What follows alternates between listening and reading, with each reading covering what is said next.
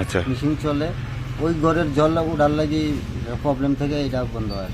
আচ্ছা, মানে machine machine ওকে আছে, মেশিন ওকে, মেশিন ওকে। তো কি কারণে বন্ধ আছে? ওই তো ওই ঘড়ি দিয়ে জল ওঠে, মেশিন চালাইলে পরে ঘড়ি দিয়ে জল উঠতে আছে। আচ্ছা, ওইটার থেকে মালিক অবজেকশন দিছে বা মানে এলআই মেশিনে কোনো গোলযোগ না, নেই? এলআই মেশিনে কোনো ব্যাপার না, সেটা হলো আমরা নিউজটা শোনার পর আমরা এখানে আসি এবং যিনি এলাকার এসডিও উনিও আসেন এবং এলাকাবাসীর তরফ থেকে আমরা যেটা শুনেছি, ওনারা বলেছেন আপনাদের সামনে যে এখানকার কৃষকরা সবাই মিলে সিদ্ধান্ত নিয়েছে যে মেশিনটা এখান থেকে সরানো হবে।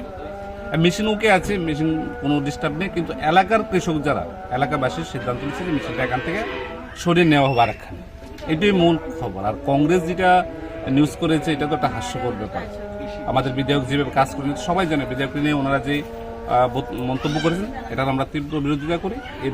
এই ধরনের কুরুচিকর মন্তব্য একদম মিথ্যা একটা অপবাদ। এটা আজকে আপনাদের নিউজের মাধ্যমে সারা ত্রিপুরাবাসী জানতে পারবে সত্য কোনটা আর মিথ্যা কোনটা। যিনি একজন কংগ্রেসের কর্মী এখানে, উনি বলেছেন এটা মিথ্যা নিউজ। আর কি বলবো, কংগ্রেসের তরফ থেকে নিউজ করা হয়েছে আপনাদের সামনে আর আপনাদের নিয়ে, আবার কংগ্রেসের তরফ থেকে বলা হয়েছে এটা সম্পূর্ণ মিথ্যা কথা।